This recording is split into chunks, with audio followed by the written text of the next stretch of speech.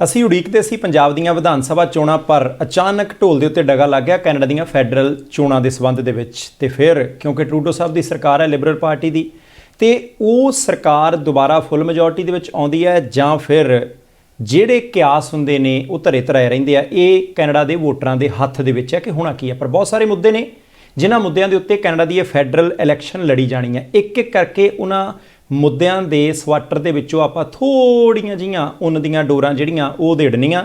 ਤੇ ਅੱਜ ਸਰੀ Newton federal election ਦੇ ਲਈ ਉਸ ਰਾਈਡਿੰਗ ਤੋਂ ਇੱਕ ਵਾਰ ਫਿਰ ਕੰਟੈਸਟ ਕਰ ਰਹੇ ਨੇ। ਉਮੀਦਵਾਰ ਨੇ ਲਿਬਰਲ ਪਾਰਟੀ ਦੇ, ਪਹਿਲਾਂ 4 ਵਾਰ ਦੇ ਕੁੱਲ MP ਨੇ, 5ਵੀਂ ਵਾਰ ਹਾਊਸ ਆਫ ਕਾਮਨਸ ਦੇ ਵਿੱਚ ਜਾਣ ਦੇ ਲਈ ਇਸ ਵੇਲੇ ਜਦੋਜਹਿਦ ਕਰ ਰਹੇ ਨੇ, ਕੋਸ਼ਿਸ਼ ਕਰ ਰਹੇ ਨੇ। ਸੁਖ ਧਾਲੀਵਾਲ ਸਾਹਿਬ ਸਾਰੇ ਨਾਂ ਤੋਂ ਜਾਣੂ ਹੈ, ਪਰ ਅੱਜ ਕੁਝ ਸਵਾਲ ਕਰਨੇ ਆ, ਕੁਝ ਠੀਕ ਠਾਕ, ਕੁਝ ਥੋੜ੍ਹੇ ਜਿਹਾ ਟੇਢੇ। ਤੇ ਜਵਾਬ ਸੁਖ ਧਾਲੀਵਾਲ ਸਾਹਿਬ ਤੁਹਾਡੇ ਤੋਂ। ਸਤਿ ਸ਼੍ਰੀ ਅਕਾਲ ਮਿਸਟਰ ਬਾਟ, ਮੇਰੇ ਵੱਲੋਂ ਪਹਿਲਾਂ ਤੁਹਾਡਾ ਧੰਨਵਾਦ। ਤੁਸੀਂ ਆਪਣੇ ਦਰਸ਼ਕਾਂ ਦੇ ਰੂਬਰੂ ਕਰਨ ਜਾ ਰਹੇ ਹੋ, ਔਰ ਮੇਰੇ ਵੱਲੋਂ ਤੁਹਾਨੂੰ ਔਰ ਪ੍ਰਾਈਮ ਏਸ਼ੀਆ ਦੇ ਸਮੂਹ ਦਰਸ਼ਕਾਂ ਨੂੰ ਬਹੁਤ ਹੀ ਪਿਆਰ, ਬਹੁਤ ਹੀ ਸਤਿਕਾਰ ਤੇ ਚੜ੍ਹਦੀ ਕਲਾ। ਸ਼ੁਕਰੀਆ ਜੀ। ਧਾਲੀਵਾਲ ਸਾਹਿਬ, ਆਪਾਂ ਜਿੱਦਾਂ ਘਰ ਦੇ ਵਿੱਚ ਬੈਠ ਕੇ ਗੱਲਾਂ ਕਰਦੇ ਇੱਦਾਂ ਹੀ ਕਰਨੀਆਂ। ਬਿਲਕੁਲ ਸਹੀ, ਕਿਉਂਕਿ ਕੈਨੇਡਾ 'ਚ ਪੰਜਾਬੀ ਘਰਾਂ ਨੂੰ ਹੀ ਰਹਿੰਦੇ ਆ।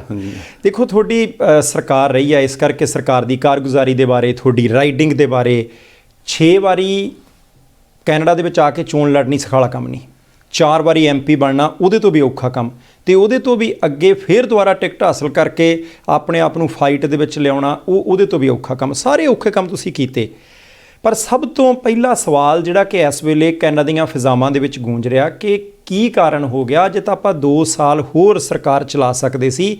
ਕੋਵਿਡ ਦਾ ਸਮਾਂ, ਵਿਰੋਧੀ ਧਿਰਾਂ ਦੋਸ਼ ਲਾਉਂਦੀਆਂ ਕਿ ਭਾਈ ਆਪਣੇ ਫਾਇਦੇ ਦੇ ਲਈ ਲਿਬਰਲ ਵਾਲੇ ਦੁਬਾਰਾ ਇਲੈਕਸ਼ਨ ਕਰਾ ਰਹੇ ਆ, ਲੋਕਾਂ ਨੂੰ ਖਤਰੇ 'ਚ ਪਾ ਰਿਹਾ। ਸਮਝਾ ਦਿਓ ਮਾੜਾ ਜਿਹਾ। ਮਿਸਟਰ ਬਾਟ, ਦੇਖੋ ਤੁਸੀਂ ਗੱਲ ਕੀਤੀ ਹੈਗੀ ਆ ਵੀ 2 ਸਾਲ ਵਿੱਚ ਯੂਜਲੀ ਆਪਾਂ ਮਿਨੋਰਟੀ ਸਰਕਾਰ ਦੀ ਲਾਈਫ ਵੀ ਦੇਖਦੇ ਹਾਂ ਨਾ, ਤਾਂ ਉਹ 2-2.5 ਸਾਲ, 1.5 ਤੋਂ 2.5 ਸਾਲ ਦੇ ਵਿੱਚ ਹੋਇਆ ਕਰਦੀ ਆ। ਔਰ ਇਸ ਵੇਲੇ ਜਿਹੜਾ ਖਾਸ ਇੰਪੋਰਟੈਂਸ ਇਹ ਹੈਗੀ ਆ ਕਿ ਕੈਨੇਡਾ ਤੇ ਦੁਨੀਆ ਹੀ ਇਨਫੈਕਟ ਜਿਹੜੀ ਹੈਗੀ ਆ ਉਹ ਕ੍ਰਾਈਸਿਸ ਦੇ ਥਰੂ ਜਾ ਰਹੀ ਹੈਗੀ ਆ। ਜਦੋਂ ਉਹ ਕ੍ਰਾਈਸਿਸ ਦੇ ਥਰੂ ਜਾ ਰਹੀ ਹੈਗੀ ਆ, ਕਿਉਂਕਿ ਇਸ ਵੇਲੇ ਜਿਹੜੇ 2 ਪੜਾਅ ਦੇ ਵਿੱਚੋਂ ਅਸੀਂ ਜਿਹੜੀ ਕ੍ਰਾਈਸਿਸ ਦੇ ਵਿੱਚੋਂ ਨਿਕਲ ਚੁੱਕੇ ਸੀ।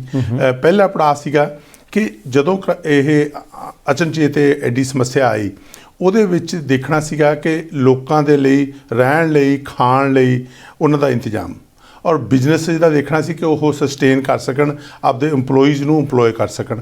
ਸੋ ਚਾਹੇ ਉਹ ਲੋਕਾਂ ਨੂੰ ਇੰਡੀਵਿਜੂਅਲ ਬੈਨੀਫਿਟਸ ਦਿੱਤੇ, ਚਾਹੇ ਉਹ ਸਟੂਡੈਂਟਸ ਨੂੰ, ਚਾਹੇ ਉਹ ਸੀਨੀਅਰਸ ਨੂੰ ਬੈਨੀਫਿਟਸ, ਚਾਹੇ ਉਹ ਬਿਜ਼ਨਸਿਸ ਨੂੰ ਲੋਨਸ ਐਂਡ ਬੇਸ ਸਬਸਿਡੀ ਦੀ ਗੱਲ ਕਰ ਲਈਏ। ਸੋ ਉਹਦੇ ਪੜਾਅ ਦੇ ਵਿੱਚ ਜਿਹੜਾ ਸੀਗਾ ਆਮ ਸਧਾਰਨ ਇਨਸਾਨ ਜਾਂ ਬਿਜ਼ਨਸ ਜਿਹੜਾ ਸੀ ਉਹ ਸਰਵਾਈਵ ਕਰ ਪਾਇਆ ਕੈਨੇਡਾ 'ਚ। ਔਰ ਦੂਸਰਾ ਇਹ ਸੀਗਾ ਕਿ ਇਹਦੇ ਵਿੱਚ ਜਿਹੜੀ ਵੈਕਸੀਨੇਸ਼ਨ ਹੈਗੀ ਆ ਉਹ ਸਾਰੇ ਕੈਨੇਡੀਅਨਸ ਤੱਕ ਮੁਹੱਈਆ ਕਰਾਈ ਜਾਵੇ। ਔਰ ਉਹਦੇ ਵਿੱਚ ਜੇ ਦੇਖਿਆ ਜਾਵੇ ਤਾਂ ਪ੍ਰਾਈਮ ਮਿਨਿਸਟਰ ਜਸਟਿਨ ਟਰੂਡੋ ਉਹਨਾਂ ਨੇ ਜਾਂ ਸਾਡੀ ਗੌਰਮੈਂਟ ਨੇ ਵਾਅਦਾ ਕੀਤਾ ਸੀ ਵੀ ਸਪਟੈਂਬਰ ਦੇ ਐਂਡ ਤੱਕ ਅਸੀਂ ਜਿਹੜੀ ਹੈਗੀ ਆ ਹਰ ਇੱਕ ਕੈਨੇਡੀਅਨ ਜਿਹੜਾ ਐਲੀਜੀਬਲ ਹੈਗਾ ਵੈਕਸੀਨੇਸ਼ਨ ਵਾਸਤੇ, ਉਹਨਾਂ ਨੂੰ ਅਸੀਂ ਜਿਹੜੀ ਵੈਕਸੀਨੇਸ਼ਨ ਮੁਹੱਈਆ ਕਰਾਵਾਂਗੇ। ਔਰ ਉਹਦੇ ਵਿੱਚ 2 ਮਹੀਨੇ ਪਹਿਲਾਂ ਜਿਹੜਾ ਅਸੀਂ ਆਪਣਾ ਟਾਰਗੇਟ 66 ਮਿਲੀਅਨ ਡੋਜ਼ਿਸ ਦਾ, ਔਰ 83% ਤੋਂ ਉੱਤੇ ਜਿਹੜੇ ਨੇ ਕੈਨੇਡੀਅਨਸ ਜਿਹੜੇ ਐਲੀਜੀਬਲ ਨੇ ਉਹਨਾਂ ਨੂੰ ਪਹਿਲੀ ਡੋਜ਼, ਔਰ 73% ਤੋਂ ਉੱਤੇ ਜਿਹੜੇ ਕੈਨੇਡੀਅਨ ਉਹਨਾਂ ਨੂੰ ਜਿਹੜੀ ਡਬਲ ਡੋਜ਼, ਜਿਹੜੀ ਫੁੱਲੀ ਵੈਕਸੀਨੇਟਡ ਕੈਨੇਡੀਅਨਸ ਹੈਗੇ। ਔਰ ਕੈਨੇਡਾ ਜਿਹੜਾ ਇਸ ਵੇਲੇ ਵੈਕਸੀਨੇਸ਼ਨ ਦੇ ਵਿੱਚ ਕੋਵਿਡ ਨੂੰ ਨਜਿੱਠਣ ਦੇ ਵਿੱਚ ਵਰਲਡ ਲੀਡਰ ਆ। ਵਰਲਡ ਵਾਰ ਤੋਂ ਬਾਅਦ ਇਹ ਪਹਿਲੀ ਘੜੀ ਜਿਹੜੀ ਆਈ ਹੈ ਦੁਨੀਆ ਦੇ ਵਿੱਚ ਜਿੱਥੇ ਪ੍ਰਧਾਨ ਮੰਤਰੀ ਜਸਟਿਨ ਟਰੂਡੋ ਨੇ, ਜਦੋਂ ਉਹਨਾਂ ਦੀ ਗੱਲ ਉੱਥੇ ਆਉਂਦੀ ਕੈਨੇਡਾ ਲੈਵਲ 'ਤੇ, ਔਰ ਜਦੋਂ ਸਰੀ ਨਿਊਟਨ 'ਚ ਵੀ ਗੱਲ ਆਈ ਆ ਉੱਥੇ ਵੀ ਜੇ ਲੋਕਾਂ ਦੇ ਨਾਲ ਖੜੇ ਆ, 24/7 ਆਫਿਸ ਖੁੱਲ੍ਹਾ ਰੱਖਿਆ, ਚਾਹੇ ਕਿਸੇ ਨੂੰ ਸੇਵਾ ਮੁਹੱਈਆ ਕਰਨੀ ਸੀ। ਹੁਣ ਆਪਾਂ ਬੈਕ ਆਈਏ ਜਿਹੜੀ ਲੀਡਰਸ਼ਿਪ 'ਤੇ, ਉਹਦੇ ਵਿੱਚ ਹੁਣ ਇਸ ਵੇਲੇ ਅਸੀਂ ਉਹ ਕ੍ਰਾਈਸਿਸ 'ਚੋਂ ਲੰਘ ਰਹੇ, ਕਿਉਂਕਿ ਇਸ ਵੇਲੇ ਬੜਾ ਇੰਪੋਰਟੈਂਟ ਅਗਲਾ ਪੜਾਅ ਹੈਗਾ ਜਿਹਦੇ ਵਿੱਚ ਇਕਨੋਮਿਕ ਰਿਕਵਰੀ ਦੀ ਗੱਲ ਕਰਦੇ ਹੈਗੇ। ਉਹਦੇ ਵਿੱਚ ਇਹ ਬੜਾ ਜ਼ਰੂਰੀ ਹੈਗਾ ਕਿ ਜਿਹੜਾ ਮੈਂਡੇਟ ਹੈਗਾ ਇਸ ਵੇਲੇ ਉਹ ਕੈਨੇਡਾ ਦੇ ਲੋਕ ਦੇਣ ਵੀ ਕਿਹੜਾ ਲੀਡਰ ਜਿਹੜਾ ਹੈਗਾ ਮੂਵਿੰਗ ਫਾਰਵਰਡ, ਜਿਹੜਾ ਉਹਨਾਂ ਨੂੰ ਵਧੀਆ ਲੀਡਰਸ਼ਿਪ। ਦੇਖੋ ਅੱਜ ਤਾਈਂ ਤਾਂ ਪ੍ਰਾਈਮ ਮਿਨਿਸਟਰ ਜਸਟਿਨ ਟਰੂਡੋ ਉਹਨਾਂ ਨੇ ਜਿਹੜਾ ਦੁਨੀਆ ਲੈਵਲ ਦੇ ਉੱਤੇ ਜਿਹੜਾ ਉੱਭਰ ਕੇ ਆਏ ਨੇ ਵਧੀਆ ਲੀਡਰ, ਪਰ ਹੁਣ ਅੱਗੇ ਵੀ ਦੇਖਣਾ ਹੈਗਾ ਵੀ ਜਿਹੜਾ ਅਗਲੇ ਪਲਾਨ ਨੂੰ ਨਜਿੱਠਣ ਨੂੰ ਜਿਹੜੀਆਂ ਮਿਲੀਅਨ ਜੌਬਸ ਲੂਜ਼ ਹੋਈਆਂ, ਬਿਜ਼ਨਸ ਜਿਹੜੇ ਆ ਮੇਕ ਸ਼ੋਰ ਕਰਨਾ ਉਹ ਸਰਵਾਈਵ ਕਰ ਸਕਣ। ਸੋ ਬੱਚੇ ਸਾਡੇ ਆ ਉਹਨਾਂ ਲਈ ਜਿਹੜੀਆਂ ਅਪਰਚੂਨਿਟੀਜ਼ ਅਸੀਂ ਕ੍ਰੀਏਟ ਕਰ ਸਕੇ, ਉਸ ਲਈ ਲੋਕਾਂ ਦਾ ਮੈਂਡੇਟ ਜਿਹੜਾ ਵਾ ਉਹ ਬਹੁਤ ਜ਼ਰੂਰੀ ਸੀ। ਇਸ ਲਈ ਜਿਹੜਾ ਪ੍ਰਧਾਨ ਮੰਤਰੀ ਨੇ ਕਿਹਾ ਵੀ ਮੈਂ ਲੋਕਾਂ ਦਾ ਮੈਂਡੇਟ ਲੈ ਕੇ ਚੱਲਣਾ। ਧਾਲੀਵਾਲ ਸਾਹਿਬ, ਵਿਰੋਧੀ ਪਾਰਟੀਆਂ ਵਿੱਚ ਵਿਚਾਲੇ ਦੋਸ਼ ਲਾਉਂਦੀਆਂ ਕਿ ਅਸੀਂ ਤਾਂ ਕਿਸੇ ਕੰਮ ਨੂੰ ਰੋਕਿਆ ਹੀ ਨਾ, ਸਰਕਾਰ ਅਜੇ ਚੱਲ ਸਕਦੀ ਸੀ, ਫਿਰ ਲੋੜ ਕੀ ਹੈ? ਨਹੀਂ ਮਿਸਟਰ ਭੱਟ, ਵੈਸੇ ਦੇਖੋ ਤੁਸੀਂ ਜਿਹੜਾ ਕਹਿੰਦੇ ਹੋ ਵਿਰੋਧੀ ਪਾਰਟੀਆਂ ਦੇ ਇਲੈਕਸ਼ਨ ਦੀ ਰੱਟ ਲਾਈ ਹੋਈ ਸੀ। ਸ਼ੁਰੂ ਤੋਂ ਕਦੇ ਪ੍ਰਧਾਨ ਮੰਤਰੀ ਨੇ ਇਹ ਨਹੀਂ ਸੀ ਕਿਹਾ, ਜਸਟਿਨ ਟਰੂਡੋ ਉਹਨਾਂ ਨੇ ਕਿ ਵੀ ਮੈਂ ਜਿਹੜਾ ਹੈਗਾ ਇਲੈਕਸ਼ਨ ਕਾਲ ਕਰਨੀ ਆ। ਉਹਨਾਂ ਨੇ ਹਮੇਸ਼ਾ ਹੀ ਕਿਹਾ ਕਿ ਮੇਰੀ ਪ੍ਰਾਇੋਰਟੀ ਜਿਹੜੀ ਹੈਗੀ ਆ ਕੈਨੇਡੀਅਨ ਲੋਕ, ਕੈਨੇਡੀਅਨ ਬਿਜ਼ਨਸ। ਉਸ ਦਿਨ ਵੀ ਉਹੀ ਸੀ, ਅੱਜ ਤੱਕ ਪਿਛਲੇ 6 ਸਾਲਾਂ 'ਚ, ਔਰ ਕੋਵਿਡ ਦੇ ਦੌਰਾਨ ਵੀ, ਔਰ ਮੂਵਿੰਗ ਫਾਰਵਰਡ ਵੀ। ਔਰ ਜਦੋਂ ਅਸੀਂ ਦੇਖਦੇ ਹਾਂ ਕਈ ਬਿੱਲ ਐਸੇ ਸੀਗੇ ਜਿੱਥੇ ਕੌਨਫੀਡੈਂਸ ਮੋਸ਼ਨ ਆਇਆ, ਉੱਥੇ NDP ਨੇ ਵੀ ਕਈ ਮੋਸ਼ਨ ਤੇ ਸਾਡੀ ਜਿਹੜੇ ਬਿੱਲ ਤੇ ਸਪੋਰਟ ਨਹੀਂ ਕੀਤੀ। ਉੱਥੇ ਕਈ ਵਾਰ ਸਾਨੂੰ ਬਲਾਕ ਦੀ ਸਪੋਰਟ ਲੈਣੀ ਪਈ, ਔਰ ਕਈ ਤੇ ਬਲਾਕ ਤੇ NDP ਦੋਨਾਂ ਨੇ ਨਹੀਂ ਕੀਤੀ, ਉਹ ਸਾਨੂੰ ਕੰਜ਼ਰਵੇਟਿਵ ਦੀ ਲੈਣੀ ਪਈ, ਔਰ ਕਈਆਂ ਤੇ ਕੰਜ਼ਰਵੇਟਿਵ ਨਹੀਂ ਬਲਾਕ। ਸੋ ਸਾਨੂੰ ਬੜਾ ਮਿਲਗੋ ਵਿੱਚ, ਔਰ ਹਰ ਇੱਕ ਚੀਜ਼ ਜਦੋਂ ਕੰਜ਼ਰਵੇਟਿਵ ਪਾਰਟੀ ਦੇਖਦੀ ਸੀ ਉਹ ਡਿਲੇ ਕਰਦੀ ਸੀ। ਬਜਟ ਫਾਰ ਐਗਜ਼ਾਮਪਲ ਕਿੰਨਾ ਡਿਲੇ ਹੋਇਆ। ਅਸੀਂ ਲੋਕਾਂ ਥਾਈਂ ਇਸ ਕ੍ਰਾਈਸਿਸ ਦੇ ਵਿੱਚ, ਇਹੀ ਜਿਹੇ ਭਿਆਨਕ ਸਮੇਂ ਦੇ ਵਿੱਚ ਲੋਕਾਂ ਥਾਈਂ ਅਸੀਂ ਰਿਸੋਰਸਿਸ ਉੱਪਰਦੇ ਕਰਨੇ ਸੀ, ਔਰ ਕੰਜ਼ਰਵੇਟਿਵ ਪਾਰਟੀ ਜਿਹੜੀ ਸੀਗੀ ਉਹ ਲਿੰਗਰ ਰਾਊਂਡ ਕਰਦੀ ਸੀ ਬਜਟ ਪਾਸ। ਸੋ ਜੇ ਅੱਗੇ ਮੂਵ ਫਾਰਵਰਡ ਕਰਨਾ, ਜੇ ਲੋਕਾਂ ਦਾ ਦਿੱਤਾ ਹੋਇਆ ਮੈਂਡੇਟ ਜਸਟਿਨ ਟਰੂਡੋ ਉਹਨਾਂ ਨੂੰ, ਸਾਡੀ ਲਿਬਰਲ ਪਾਰਟੀ ਨੂੰ ਹੋਏਗਾ, ਤਾਂ ਅਸੀਂ ਜਿਹੜਾ ਹੈਗਾ ਉਹ ਦਾਅਵੇ ਨਾਲ ਜਿਹੜਾ ਵਾ ਦੂਜੀਆਂ ਪਾਰਟੀਆਂ ਨੂੰ ਦੱਸ ਸਕਾਂਗੇ ਵੀ ਸਾਨੂੰ ਕੈਨੇਡੀਅਨ ਲੋਕਾਂ ਨੇ ਆਹ ਮੈਂਡੇਟ ਦਿੱਤਾ, ਔਰ ਅਸੀਂ ਉਹਨਾਂ ਦੀ ਭਲਾਈ ਲਈ ਔਰ ਬਿਜ਼ਨਸ ਦੀ ਭਲਾਈ ਲਈ ਕੰਮ ਕਰਨਾ। ਧਾਲੀਵਾਲ ਸਾਹਿਬ, ਤੁਸੀਂ 5ਵੀਂ ਵਾਰੀ ਮੈਂਬਰ ਪਾਰਲੀਮੈਂਟ ਬਣਨ ਦੀ ਇਸ ਵੇਲੇ ਦੌਰ ਦੇ ਵਿੱਚੋਂ ਬਹੁਤ ਵੱਡਾ ਸਫ਼ਰ ਹੈ, ਕਿਉਂਕਿ 2.5 ਦਹਾਕੇ ਹੋ ਗਿਆ ਤੁਹਾਨੂੰ ਕੈਨੇਡੀਅਨ ਪੋਲੀਟਿਕਸ ਦੇ ਵਿੱਚ, ਉਹ ਤੋਂ ਵੱਧ ਹੀ ਹੋਏ ਹੋਣੇ ਆ। ਹੁਣ ਸਵਾਲ ਇਹ ਪੈਦਾ ਹੁੰਦਾ ਕਿ ਤੁਹਾਡਾ ਮਿਲਵਰਤਨ ਬੜਾ, ਤੁਸੀਂ ਬਹੁਤ ਸਾਰੇ ਲੋਕਾਂ ਨੂੰ ਬਾਈ ਨੇਮ ਜਾਣਦੇ ਹੋ, ਉਹਨਾਂ ਦੇ ਪਰਿਵਾਰਾਂ ਨੂੰ ਜਾਣਦੇ ਹੋ, ਤੁਹਾਡੀ ਰਾਈਡਿੰਗ ਦੇ ਵਿੱਚ ਇਹ ਗੱਲ ਮੰਨੀ ਜਾਂਦੀ ਹੈ ਕਿ ਤੁਸੀਂ ਲੋਕਾਂ 'ਚ ਵਿਚਰਦੇ ਹੋ। ਸਵਾਲ ਇੱਥੇ ਪੈਦਾ ਹੁੰਦਾ ਕਿ ਜਦੋਂ ਲੋਕਾਂ 'ਚ ਵਿਚਰਦੇ ਆ, ਆਪਣਾ ਪੰਜਾਬੀ ਭਾਈਚਾਰਾ ਤਾਂ ਵੈਸੇ ਹੀ ਇੱਕ ਦੂਜੇ ਨਾਲ ਜੁੜ ਕੇ ਰਹਿਣ ਵਾਲਾ, ਸਟੂਡੈਂਟ ਆਉਂਦੇ ਆ, ਰਿਸ਼ਤੇਦਾਰੀਆਂ 'ਚ ਆਉਂਦੇ ਆ ਕਿ ਮੈਂ ਮਾਸੀ ਕੋ ਚੱਲਾਂ, ਮੈਂ ਮਾਮੇ ਕੋ ਚੱਲਾਂ, ਮੈਂ ਸਰੀ ਨਿਊਟਨ ਦੇ ਵਿੱਚ ਜਾ ਕੇ ਰਹਿ ਲੈਣਾ। ਉਹਨਾਂ ਨੇ ਆਉਣਾ ਤਾਂ ਫਿਰ ਤੁਹਾਡੀ ਪਾਰਟੀ ਦਾ ਇਹ ਦਾਅਵਾ ਕਿ ਅਸੀਂ ਬਹੁਤ ਵਧੀਆ ਇਮੀਗ੍ਰੇਸ਼ਨ ਪੋਲਿਸੀਜ਼ ਲੈ ਕੇ ਆਉਂਦੇ ਹਾਂ। ਬੰਦਾ ਪੱਕਾ ਹੁੰਦਾ, ਕੋਸ਼ਿਸ਼ ਕਰਦਾ, ਪੰਜਾਬੀਆਂ ਨੂੰ ਹੁੰਦਾ ਕਿ ਘਰ ਲਈਏ, ਘਰ ਤਾਂ ਹੱਥੋਂ ਹੀ ਖਿਸਕ ਗਏ, ਕੀਮਤਾਂ ਵੱਧ ਗਈਆਂ, ਲੋਕੀ ਰੌਲਾ ਪਾਉਂਦੇ ਆ ਕਿ ਭਾਈ ਰਹਾਂਗੇ ਕਿੱਦਾਂ, ਖਾਸ ਤੌਰ 'ਤੇ ਤੁਹਾਡੀ ਰਾਈਡਿੰਗ ਦੇ ਵਿੱਚ ਘਰ ਕੀ, ਜੇ ਅਸੀਂ ਅਪਾਰਟਮੈਂਟ ਵੀ ਲੈਣਾ ਹੋਵੇ ਤਾਂ ਔਖਾ ਹੋ ਜਾਂਦਾ। ਇਹ ਗੱਲ ਜ਼ਰੂਰ ਸਮਝਾਇਆ, ਲੋਕ ਤੰਗ ਨੇ ਕਿ ਕੋਈ ਇਸ ਮੁੱਦੇ ਦੇ ਉੱਤੇ ਗੱਲ ਪਾਰਟੀ 'ਚ, ਸਰਕਾਰ 'ਚ ਛਿੜੀ ਹੈ। ਦੇਖੋ ਬਿਲਕੁਲ ਇਹ ਸਹੀ ਗੱਲ ਆ। ਪਹਿਲਾਂ ਤੁਸੀਂ ਜਿਹੜੀ ਇਮੀਗ੍ਰੇਸ਼ਨ ਦੀ ਗੱਲ ਕੀਤੀ, ਮੈਂ ਕਿਉਂਕਿ ਇਹ ਬੜਾ ਮਹੱਤਵਪੂਰਨ ਵਿਸ਼ਾ, ਦੇਖੋ ਲੋਕਾਂ ਦਾ ਮੈਂ ਧੰਨਵਾਦ ਕਰਦਾ, ਸਰੀ ਨਿਊਟਨ ਦਿਆਂ ਦਾ, ਔਰ ਬਹੁਤ ਸਾਰੇ ਸਪੋਰਟਰ ਅਕ੍ਰੋਸ ਕੈਨੇਡਾ ਬੈਠੇ ਜਿਨ੍ਹਾਂ ਨੇ ਮੈਨੂੰ ਇਹ ਮੌਕਾ ਦਿੱਤਾ, 4 ਵਾਰ ਪ੍ਰਿਵਿਲੇਜ ਦਿੱਤੀ ਪਾਰਲੀਮੈਂਟ, ਔਰ ਮੈਂ ਉਹਦੇ ਵਿੱਚ ਇਹ ਦਾਅਵੇ ਨਾਲ ਕਹਿ ਸਕਦਾ ਮੈਂ ਹਰ ਪਲ ਆਪਣੀ ਜ਼ਿੰਦਗੀ ਦਾ ਜਿਹੜਾ ਉਹ ਲੋਕਾਂ ਦੇ ਲਈ, ਬਿਜ਼ਨਸ ਦੇ, ਸਰੀ ਨਿਊਟਨ ਦੇ ਲਈ ਮੈਂ ਲਾਇਆ ਹੈਗਾ ਜੀ। ਇਹ ਨਹੀਂ ਕਿ ਮੈਂ ਆਪਣਾ ਆਪ ਛੱਡ ਕੇ, ਆਪਣਾ ਟਾਈਮ ਛੱਡ ਕੇ, ਆਪਣੇ ਪਰਿਵਾਰ ਦਾ ਟਾਈਮ ਛੱਡ ਕੇ ਲੋਕਾਂ ਲਈ ਜਿਹੜਾ ਕੰਮ ਕੀਤਾ, ਚਾਹੇ ਉਹਨਾਂ ਦੇ ਦੁੱਖ ਸੁੱਖ ਦੀ ਗੱਲ ਹੋਵੇ, ਚਾਹੇ ਉਹਨਾਂ ਨੂੰ ਆ ਰਹੀਆਂ ਇੰਡੀਵਿਜੂਅਲ ਸਮੱਸਿਆਵਾਂ ਦੀ ਹੋਵੇ, ਚਾਹੇ ਜਿਹੜੀਆਂ ਪਾਲਿਸੀ ਜੋ ਲਾਈਕ ਕਰਦੇ ਆ ਉਹ ਆਵਾਜ਼ ਪ੍ਰਾਈਮ ਮਿਨਿਸਟਰ ਔਰ ਸਾਡੀ ਕਾਕਸ ਤਾਈਂ ਪਹੁੰਚਾਉਣ ਦੀ ਗੱਲ ਹੋਵੇ। ਉੱਥੇ ਮੈਂ ਪੂਰਾ, ਔਰ ਮੈਨੂੰ ਪੂਰੀ ਆਸ ਆ ਕਿ ਇੰਨਾ ਟਰਸਟ ਜਿਹੜਾ ਉਹਨਾਂ ਨੇ ਮੇਰੇ 'ਚ ਅੱਗੇ ਪੁੱਟ ਟੂਗੈਦਰ ਕੀਤਾ 20 ਸਤੰਬਰ ਨੂੰ, ਫਿਰ ਉਹ ਟਰਸਟ ਪੁੱਟ ਟੂਗੈਦਰ ਕਰਨਗੇ ਤਾਂ ਕਿ ਉਹਨਾਂ ਦੀ ਆਵਾਜ਼ ਮੈਂ ਬਣਿਆ ਰਵਾਂ। ਔਰ ਤੁਸੀਂ ਗੱਲ ਕੀਤੀ ਇਮੀਗ੍ਰੇਸ਼ਨ ਪਾਲਿਸੀ ਦੀ, ਦੇਖੋ ਮੈਨੂੰ ਇਮੀਗ੍ਰੇਸ਼ਨ ਸਿਟੀਜ਼ਨਸ਼ਿਪ ਕਮੇਟੀ ਤੇ ਹੁਣ ਬੈਠਣ ਦਾ ਮੌਕਾ ਮਿਲਦਾ, ਮੇਰੇ ਕੋਲ ਇੰਟਰਨੈਸ਼ਨਲ ਟ੍ਰੇਡ ਕਮੇਟੀ ਵੀ ਹੈ, ਪਰ ਮੈਂ ਇਸ 'ਤੇ ਵੀ ਹਾਂ। ਪਰ ਜਦੋਂ ਮੈਂ ਦੇਖਦਾ, ਕਿਉਂਕਿ ਮੈਨੂੰ ਯਾਦ ਆ ਜੇਸਨ ਕੈਨੀ ਉਹਨਾਂ ਦੀ ਜਿਹੜੀ ਅਸੀਂ ਰਿਗਰੈਸਿਵ ਪਾਲਿਸੀ ਦਾ, ਉਹਨਾਂ ਨੇ ਆ ਕੇ ਜਿਹੜੀਆਂ ਅਸੀਂ ਸਿਸਟੈਮਿਕਲੀ ਜਿਹੜੀਆਂ ਸੀਗੀਆਂ ਉਹ ਐਸੀਆਂ ਪਾਲਿਸੀਜ਼ ਲੈ ਕੇ ਆ ਰਹੇ ਸੀ ਜਿਸ 'ਚ ਜਿਹੜੀਆਂ ਫੈਮਿਲੀਜ਼ ਜਿਹੜੀਆਂ ਯੂਨਾਈਟ ਹੀ ਨਾ ਹੋ ਸਕਣ, parents and grandparents. 5000 application ਕਰਤੀ, ਅਸੀਂ ਵਾਅਦਾ ਕੀਤਾ ਸੀ 2015 'ਚ ਵੀ 10,000 ਲੈ ਕੇ ਆਵਾਂਗੇ, ਅਸੀਂ 10,000 ਹੀ ਨਹੀਂ, ਇਨਫੈਕਟ 2015 ਤੋਂ ਅੱਜ ਤੱਕ ਦਾ ਸਫ਼ਰ ਦੇਖੋ ਤਾਂ ਐਵਰੇਜ 20,000 ਐਪਲੀਕੇਸ਼ਨ ਜਿਹੜੀ ਆ ਲਈ ਆ। ਇਕੱਲੀ 20,000 ਐਪਲੀਕੇਸ਼ਨ ਨਹੀਂ, ਉਹ ਜਿਹੜਾ ਡਿਪੈਂਡੈਂਟ ਦੀ ਏਜ ਸੀ 18 ਸਾਲ ਕਰ ਗਏ, ਅਸੀਂ ਵਧਾ ਕੇ ਫਿਰ 22 ਸਾਲ ਕੀਤੀ। ਕਿਉਂ? ਕਿਉਂਕਿ ਅਸੀਂ ਚਾਹੁੰਦੇ ਸੀ ਹੋਰ ਵਾਧੂ ਜਿਹੜੇ ਲੋਕ ਆ ਉਹ ਉਹਨਾਂ ਐਪਲੀਕੇਸ਼ਨ, ਇਸ ਸਾਲ ਕੱਲੀ ਦੀ ਕੱਲੀ 30,000 ਐਪਲੀਕੇਸ਼ਨ ਜਿਹੜੀ ਆ ਉਹ ਪੇਰੈਂਟਸ ਐਂਡ ਗ੍ਰੈਂਡ ਪੇਰੈਂਟਸ ਦੀ ਲਈ ਹੈਗੀ ਆ। ਉਹ ਕਿਉਂ? ਕਿਉਂਕਿ ਲੋਕਾਂ ਦੀ ਮੰਗ ਸੀਗੀ ਵੀ ਹੋਰ ਪੇਰੈਂਟਸ, ਕਿਉਂਕਿ ਬੈਕਲੌਗ ਕੰਜ਼ਰਵੇਟਿਵਸ ਕ੍ਰੀਏਟ ਕਰਕੇ ਅਸੀਂ ਉਹਨੂੰ ਕਲੀਨ ਕਰਨ ਲੱਗੇ ਹਾਂ। ਔਰ ਉਹਦੇ ਵਿੱਚ ਇੱਕ ਡਿਮਾਂਡ ਸੀਗੀ ਵੀ ਜੀ ਲੋਟਰੀ ਸਿਸਟਮ ਨਹੀਂ ਵਰਕ ਕਰਦਾ, ਕੰਪਿਊਟਰ ਸਿਸਟਮ ਨਹੀਂ। ਅਸੀਂ ਫਿਰ ਕੀ ਕਿਹਾ ਵੀ ਕਈ ਵਾਰ ਇੱਕ ਪਹਿਲੇ ਸਾਲ ਵਾਰੀ ਆਈ, ਨੰਬਰ ਪਾਇਆ ਤੇ ਨੰਬਰ ਆ ਗਏ। ਹੁਣ ਅਸੀਂ ਕਿਹਾ ਵੀ ਜਿਹੜੀ ਪੁਰਾਣੀ ਇਨਵੈਂਟੋਰੀ ਆ ਉਹਦੇ ਵਿੱਚੋਂ ਹੀ ਅਸੀਂ 30,000 ਐਪਲੀਕੇਸ਼ਨ ਚੱਕਣੀ, ਇਹ ਲੋਕਾਂ ਦੀ ਮੰਗ। ਸੋ ਇਹ ਚੀਜ਼ਾਂ ਜਿਹੜੀਆਂ ਨੇ ਸਾਡੀਆਂ ਬਿਗਰ ਅਚੀਵਮੈਂਟ। ਔਰ ਤੁਸੀਂ ਦੇਖੋ 27,000 ਅਸੀਂ ਐਪਲੀਕੇਸ਼ਨ ਕੱਢੀ, ਜਿਹਦੇ ਵਿੱਚ 75 ਪੁਆਇੰਟ ਲੋਐਸਟ ਐਵਰ ਜਿਹੜਾ ਇਨ ਕੈਨੇਡੀਅਨ ਹਿਸਟਰੀ ਆਇਆ। ਔਰ ਉਹਦੇ ਵਿੱਚੋਂ ਜਿਹੜਾ ਉਦੋਂ ਬਾਅਦ ਅਸੀਂ 90,000 ਹੋਰ ਕੱਢੇ, ਜਿਹਦੇ ਵਿੱਚ 40,000 ਸਟੂਡੈਂਟ, 30,000 ਐਸੈਂਸ਼ੀਅਲ ਵਰਕਰਸ, 20,000 ਜਿਹੜੇ ਸੀਗੇ ਉਹ ਹੈਲਥ ਕੇਅਰ ਵਰਕਰਸ।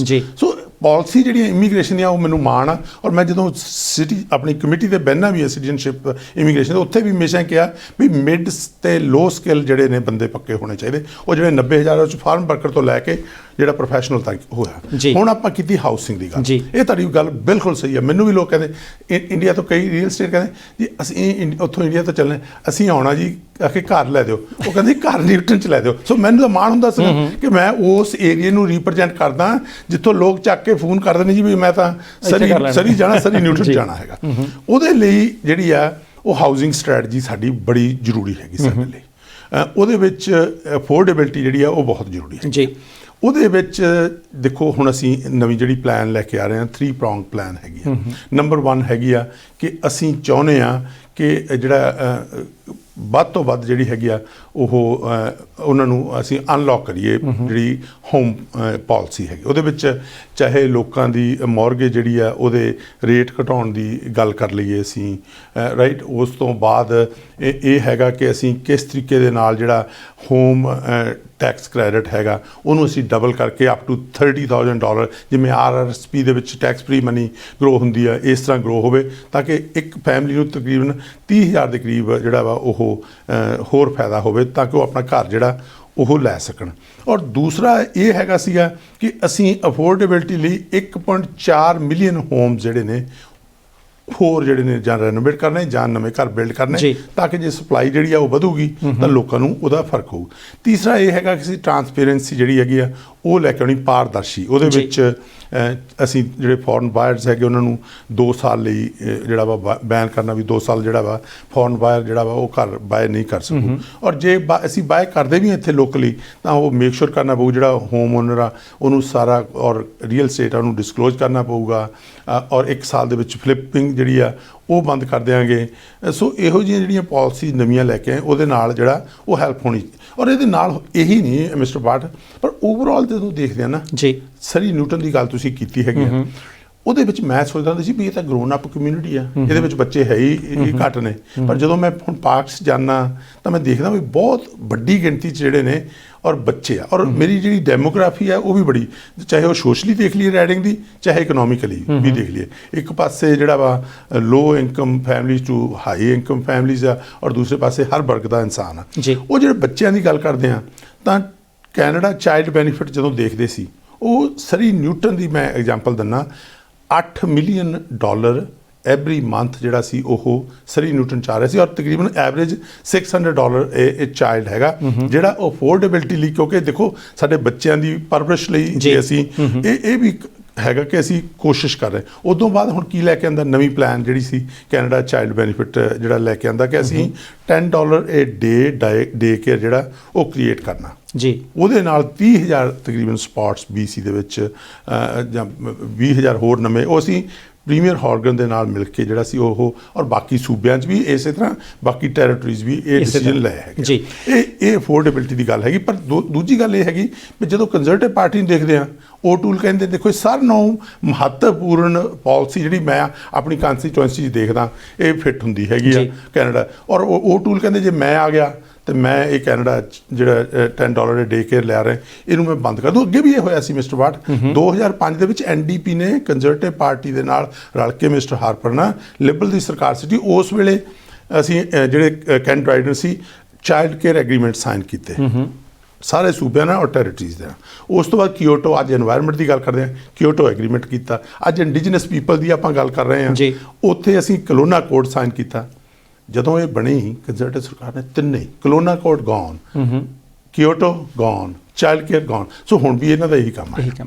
ਅੱਛਾ ਧਾਲੀਵਾਲ ਸਾਹਿਬ, ਤੁਸੀਂ ਇਮੀਗ੍ਰੇਸ਼ਨ ਦੀ ਗੱਲ ਕੀਤੀ, ਇਹਦੇ ਵਿੱਚ ਕੋਈ ਦੋ ਰਾਏ ਨਹੀਂ ਕਿ ਪਿਛਲੇ 5-7 ਮਹੀਨਿਆਂ ਦੇ ਵਿੱਚ ਹੜ੍ਹ ਵਾਂਗੂ ਫਾਈਲਾਂ ਲਈਆਂ ਗਈਆਂ ਕਿ ਆ ਜਾਓ, ਪੁਆਇੰਟਸ ਵੀ ਘਟ ਗਿਆ। ਬਹੁਤ ਸਾਰੇ ਲੋਕ ਜਿਨ੍ਹਾਂ ਨੂੰ ਆਸ ਹੀ ਕੋਈ ਨਹੀਂ ਸੀ ਕਿ ਭਾਈ ਸਾਡਾ ਕਦੇ ਨੰਬਰ ਲੱਗ ਜੂਗਾ, ਉਹਨਾਂ ਦੀਆਂ ਫਾਈਲਾਂ ਲੱਗ ਗਈਆਂ। ਪਰ ਵਿੱਚ ਵਿਚਾਲੇ ਇੱਕ ਹਲਕੀ ਜੀ ਗੱਲ ਇਹ ਵੀ ਆਉਂਦੀ ਹੈ ਕਿ ਸ਼ਾਇਦ ਰਸ਼ ਬਹੁਤ ਪੈ ਗਿਆ, ਹੁਣ ਫਾਈਲਾਂ ਸ਼ਾਇਦ ਪ੍ਰੋਸੈਸਿੰਗ ਦੇਰੀ ਨਾ ਹੋ ਜਾਵੇ ਕਿਉਂਕਿ ਇੰਪਲਾਈ ਤਾਂ ਉਨੇ ਕੀ ਹੋਣੇ ਆ। ਕੀ ਉਧਰਲੇ ਪਾਸੇ ਵੀ ਜਦੋਂ ਕਮੇਟੀ ਦੇ ਵਿੱਚ ਬੈਠਦੇ ਹੋ ਤਾਂ ਕਦੇ ਉਹ ਮਾਮਲਾ ਵਿਚਾਰਿਆ ਗਿਆ ਕਿ ਉਹ ਰਸ਼ ਆਪਾਂ ਕਿੱਦਾਂ ਘਟਾਉਣਾ, ਕਿਉਂਕਿ 90,000 ਫਾਈਲ, 27,000 ਫਾਈਲ ਮੁੜ ਕੇ ਵੀ ਮਹੀਨੇ ਬਾਅਦ ਆਈ ਜਾਂਦੀਆਂ, ਕਿੱਦਾਂ ਉਹ ਸਾਰਾ ਰਸ਼ ਕਵਰ ਕਰਨਾ? ਬਿਲਕੁਲ, ਤੁਸੀਂ ਐਕਚੁਅਲੀ ਜਿਹੜੀ ਹੁੰਦੀ ਨਹੀਂ ਵੀ ਉਹ ਸੱਟ ਮਾਰੀ ਜਿਹੜਾ ਕੁਐਸਚਨ ਪੁੱਛਣਾ, ਇੰਪੋਰਟੈਂਟ ਕੁਐਸਚਨ ਪੁੱਛਣਾ ਚਾਹੀਦਾ ਸੀ, ਉਹ ਬਿਲਕੁਲ ਮੋਸਟ ਇੰਪੋਰਟੈਂਟ ਕੁਐਸਚਨ ਹੈਗਾ, ਇਹ ਲੋਕਾਂ ਦੇ ਵੀ ਮਨਾਂ 'ਚ ਹੋਏਗਾ ਜੀ। ਉਹਦੇ ਵਿੱਚ ਕੀ ਕੀਤਾ ਕਿ ਜੇ ਤੁਸੀਂ ਪਿਛਲਾ ਰੈਕਡ ਦੇਖੋ, ਕੰਜ਼ਰਵੇਟਿਵ ਪਾਰਟੀ ਵੇਲੇ ਕੀ ਕਹਿੰਦੇ ਸੀ, ਜਦੋਂ ਸਪਾਊਸਲ ਕੇਸ ਸੀਗੇ ਉਹ ਤਕਰੀਬਨ 3 ਸਾਲ ਦਾ ਸਮਾਂ ਲੱਗ ਜਾਂਦਾ ਸੀ, ਠੀਕ ਹੈ ਜੀ।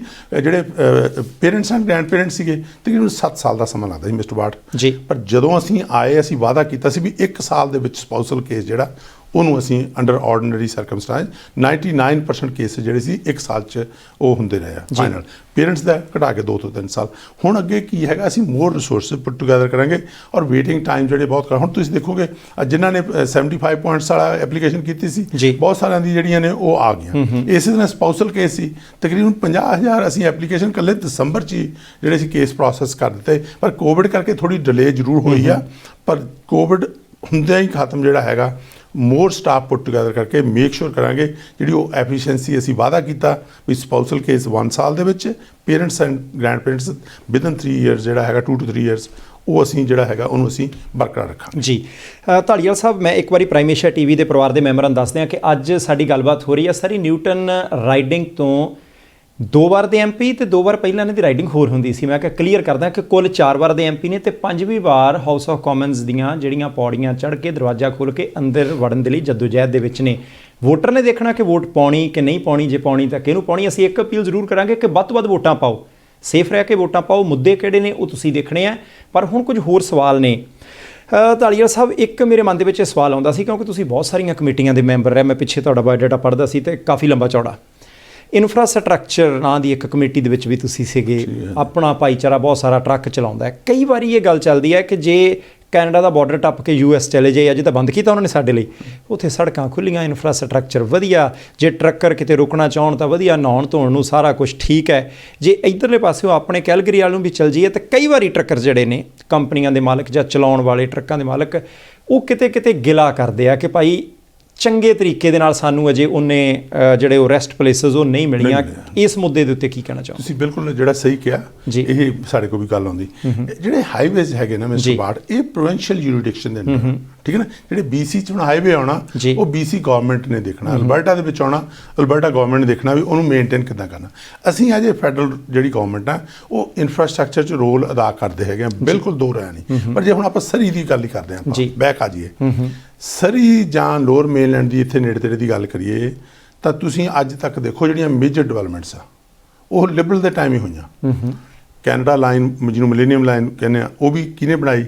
ਜੌਨ ਕੈਟਰੀਅਨ ਸੀਗੇ, ਠੀਕ ਹੈ ਨਾ, ਲਿਬਰਲ ਟਾਈਮ ਆਈ ਜੀ। ਸਾਊਥ ਫਰੇਜ਼ਰ ਪੈਰੀਮੀਟਰ ਰੋਡ, ਪਾਲ ਮਾਰਟਨ ਪ੍ਰਧਾਨ ਮੰਤਰੀ ਸੀਗੇ, ਉਹਨਾਂ ਨੇ ਉਸ ਵੇਲੇ ਕਿਹਾ ਵੀ ਅਸੀਂ ਸਾਊਥ ਫਰੇਜ਼ਰ ਪੈਰੀਮੀਟਰ ਰੋਡ ਬਣਾਉਣੀ। ਹਾਈਵੇ 10 ਦੀ ਵਾਈਡਨਿੰਗ, ਉਹ ਵੀ ਲਿਬਰਲ ਗਵਰਨਮੈਂਟ।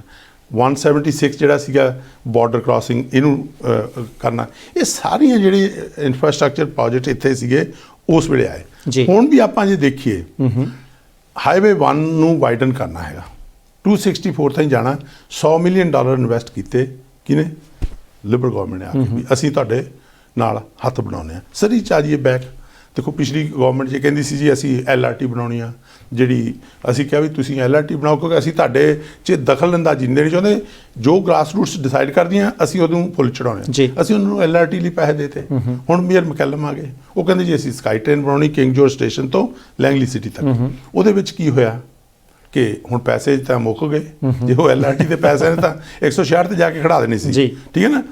ਪਰ ਅਸੀਂ ਚਾਹੁੰਦੇ ਸੀ ਕਿਉਂਕਿ ਅਫੋਰਡੇਬਿਲਟੀ ਦੀ ਤੁਸੀਂ ਗੱਲ ਕੀਤੀ, ਜਿੰਨੀ ਅਸੀਂ ਬਾਹਰ ਨੂੰ ਹੋਰ ਫਲਾ ਕਰਾਂਗੇ ਬਜਾਏ ਸਾਰੇ ਲੋਕ ਸਰੀ ਦੇ ਵਿੱਚ ਸਰੀ ਨਿਊਟਨ 'ਚ ਹੀ ਰਹਿਣ, ਉਹ ਹੋਰ ਵੀ ਉਹਨਾਂ ਨੂੰ ਫਰੇਜ਼ਰ ਵੈਲੀ 'ਚ, ਉਹਦੇ ਲਈ ਇਹ ਇੰਪੋਰਟੈਂਟ ਸੀਗਾ। ਅਸੀਂ ਜਿਹੜੇ ਲਿਬਰਲ MPs ਨੇ ਰਲ ਕੇ BC ਦਿਆਂ ਨੇ ਹਮਲਾ ਮਾਰਿਆ ਪ੍ਰਧਾਨ ਮੰਤਰੀ ਨੂੰ ਔਰ ਇਨਫਰਾਸਟਰਕਚਰ ਮੰਤਰੀ ਨੂੰ ਕਿਹਾ, ਜਿਹਦੇ ਕਰਕੇ $1.3 ਬਿਲੀਅਨ ਹੁਣੇ ਜਿਹੜਾ ਸੀ ਉਹ ਇਨਵੈਸਟ ਕੀਤਾ।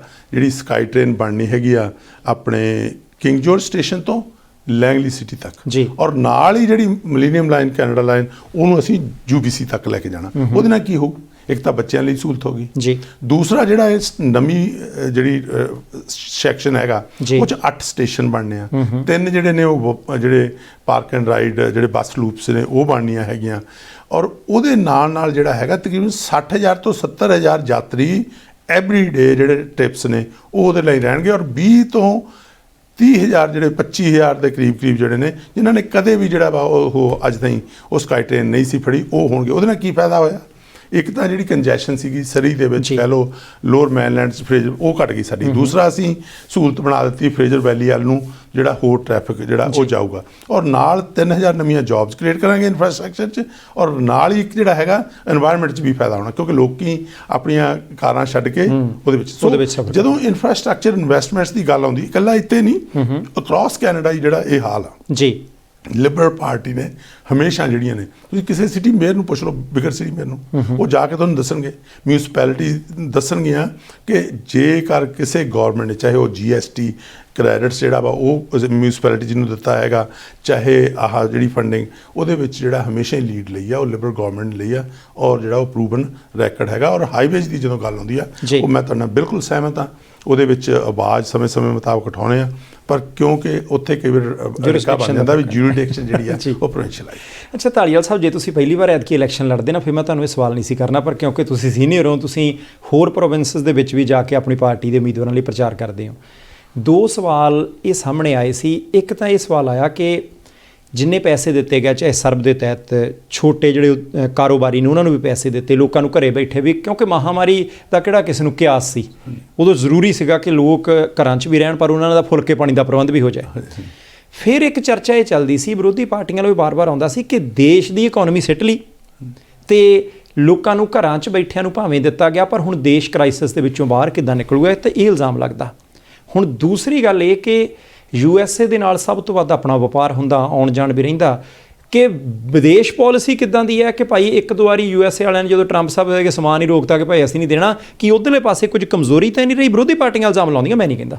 ਦੇਖੋ ਮੈਂ ਇਹ ਨਹੀਂ ਕਹਿੰਦਾ, ਪਰ ਮੈਂ ਕਹਿੰਦਾ ਵੀ ਰੈਕਡ ਬੋਲਦਾ ਜੀ, ਠੀਕ ਹੈ ਨਾ। ਤੁਹਾਨੂੰ ਮੈਂ ਦੱਸਿਆ ਮੈਂ ਇੰਟਰਨੈਸ਼ਨਲ ਟ੍ਰੇਡ ਕਮੇਟੀ ਤੇ ਵੀ ਬਹਿੰਦਾ, ਔਰ ਮੈਨੂੰ ਕ੍ਰਿਸਟੀਆ ਫਰੀਲੈਂਡ ਉਸ ਵੇਲੇ ਮੰਤਰੀ ਸੀਗੇ ਰਿਸਪੌਂਸਿਬਲ ਫਾਰ ਨੈਫਟਾ ਦੇ ਜੀ।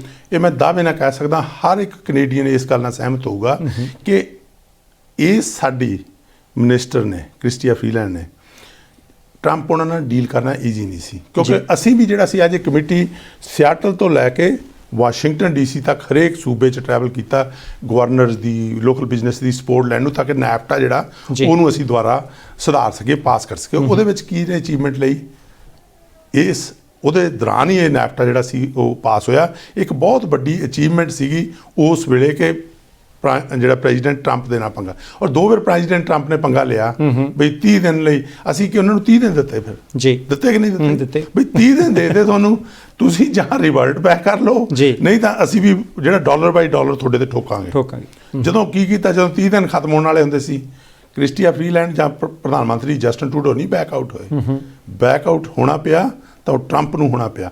ਪਰ ਹੁਣ ਜਿਹੜੀ ਗੌਰਮੈਂਟ ਜਿਹੜੀ ਨਵੀਂ ਆ, ਸੁਧਾਰ ਨੇ ਸੰਬੰਧ, ਉਹਦੇ ਵਿੱਚ ਮੈਂ ਦਾਅਵੇ ਨਾਲ ਕਹਿ ਸਕਦਾ ਕਿ ਪ੍ਰਧਾਨ ਮੰਤਰੀ ਦੀ ਜਿਹੜੀ ਹੈਗੀ ਆ ਕੰਮ ਕਰਨ ਦਾ ਤਰੀਕਾ, ਜਾਂ ਸਾਡੇ ਉਸ ਵੇਲੇ ਕ੍ਰਿਸਟੀਆ ਫਰੀਲੈਂਡ ਸੀਗੇ, ਹੁਣ ਜਿਹੜੇ ਸ਼ੈਂਪੇਨ ਨੇ ਸਾਡੇ ਫੋਰਨ ਅਫੇਅਰ ਮਿਨਿਸਟਰ, ਆਲਵੇਜ਼ ਜਿਹੜਾ ਸੀਗਾ ਰੋਲ ਉਹਨਾਂ ਦਾ ਪੋਜ਼ਿਟਿਵ ਰਿਹਾ ਹੈਗਾ ਲੋਕਾਂ ਦੇ ਲਈ ਇੰਟਰਨੈਸ਼ਨਲ ਸੀਨ ਦੇ, ਤੇ ਹੁਣ ਜਿਹੜਾ ਵਾ ਉਹ ਕਰਨਾ, ਔਰ ਇਨਫੈਕਟ ਲੋਕਲ ਵੀ ਲਾਈਏ।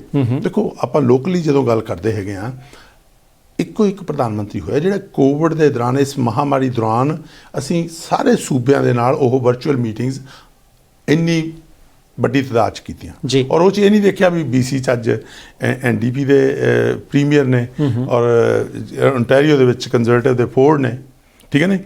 ਅਸੀਂ ਜਿਹੜਾ ਬਣਦੇ 80% ਤੋਂ ਵੱਧ ਪੈਸਾ ਜਿਹੜਾ ਇਨਵੈਸਟਮੈਂਟਸ ਜਿਹੜੀ ਕੀਤੀਆਂ ਉਹ ਸੂਬਿਆਂ ਦੇ ਵਿੱਚ, ਉਹਨਾਂ ਦੀ ਜੁਰਿਸਡਿਕਸ਼ਨ 'ਚ ਵੀ ਜਿਹੜੀਆਂ ਸਾਡੀ 'ਚ ਪਾਲਿਸੀਆਂ ਉਹ 'ਚ ਵੀ ਮਦਦ ਕੀਤੀ, ਸਿਰਫ ਇਸ ਕਰਕੇ ਵੀ ਸੂਬੇ ਜਿਹੜੇ ਆ ਉਹ ਉਸ ਦਾ ਸ਼ਿਕਾਰ ਨਾ ਹੋ ਜਾਣ, ਉਹਨਾਂ ਦੀ ਅਸੀਂ ਮਦਦ ਕਰੀ। ਔਰ ਉਹਦੇ ਵਿੱਚ ਦੇਖੋ ਤੁਸੀਂ, ਹਾਰਗਨ NDP ਦੇ ਪ੍ਰੀਮੀਅਰ ਹੋ ਕੇ ਜਿਹਦੇ ਬਜਟ ਲੈ ਕੇ ਆਂਦਾ, ਸਾਨੂੰ ਪਹਿਲੇ ਇੰਡੋਰਸਮੈਂਟ ਉਹਨਾਂ ਦੀ ਸੀ ਕਿ ਨਹੀਂ ਜੀ। ਔਰ ਦੂਸਰੇ ਪਾਸੇ ਫੋਰਡ ਦੀ ਗੱਲ ਕਰ ਲਈ, ਆਪਣਾ ਪ੍ਰੀਮੀਅਰ ਫੋਰਡ ਨੇ, ਉਹਨਾਂ ਨੇ ਕਿਹਾ ਵੀ ਮੈਨੂੰ ਸਵਾਦ ਆ ਗਿਆ ਕ੍ਰਿਸਟੀਆ ਫਰੀਲੈਂਡ ਦੀ ਲੀਡਰਸ਼ਿਪ ਤੇ, ਔਰ ਕ੍ਰਿਸਟੀਆ ਫਰੀਲੈਂਡ ਨਾਲ ਕੰਮ ਕਰਕੇ।